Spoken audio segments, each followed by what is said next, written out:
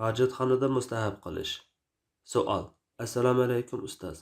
Hojatxonada mustahab qilsa bo'lamdi? Men turadigan o'rinda tuzuk bir mustahab qilgudek o'rin yo'q edi. Shunga doim hojatxonada qolatdim. Yaqinda biraylar menga hojatxonada mustahab qilsa bo'lmaydiganligini, payg'ambarimizning bu vaqtda aniq hadisi borligini deydi. Lekin men munosabatli bilimlarni ko'rib, bu to'g'risida hadis borligini hech ko'rmadim. Shunga ustozlar bu vaqtda aniq bir yo'l ko'rsatgan bo'lsa. Javob. Va alaykum assalom va rahmatullohi va barakatuhu. Barliq hamd sanolar Janobi Allohga bo'lsin. Durud va salomlar payg'ambarimizga, u zotning oila taobatlarga, ashablarga va u zotga toki qiyomatgacha ergashganlarga bo'lsin. Islom dini pokizlikqa, insonni izzatlaydigan har qanday go'zal ko'rinishga ahamiyat berdi.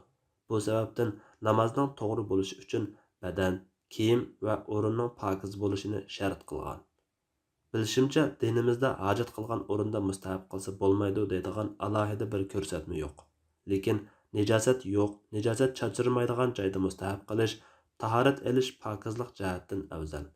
Burunqi odatimizda tahorat sundirish ayrim yerda, mustahab qilish ayrim yerda bo'ladi.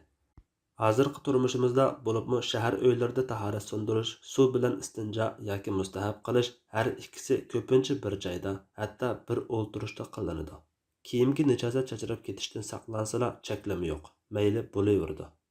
Tahorat elishda Allohning ismini atash vojib yoki mustahab bo'lganligi uchun mumkin bo'lsa najosat yo'q ayrim joyda tahorat elish, bo'lmasa najosatni eqitib o'tib, andin tahorat elish kerak. Shundaqdimi najosat bo'lgan joyda tahorat olgan taqdirda tahorat to'g'ri bo'laverdi. Alloh eng to'g'risini bilguchidir. Fatvoda Dr. Abdul Aziz rahmatulloh. Fatvolar majmuasi 1-tom 40 numurliq fatvo.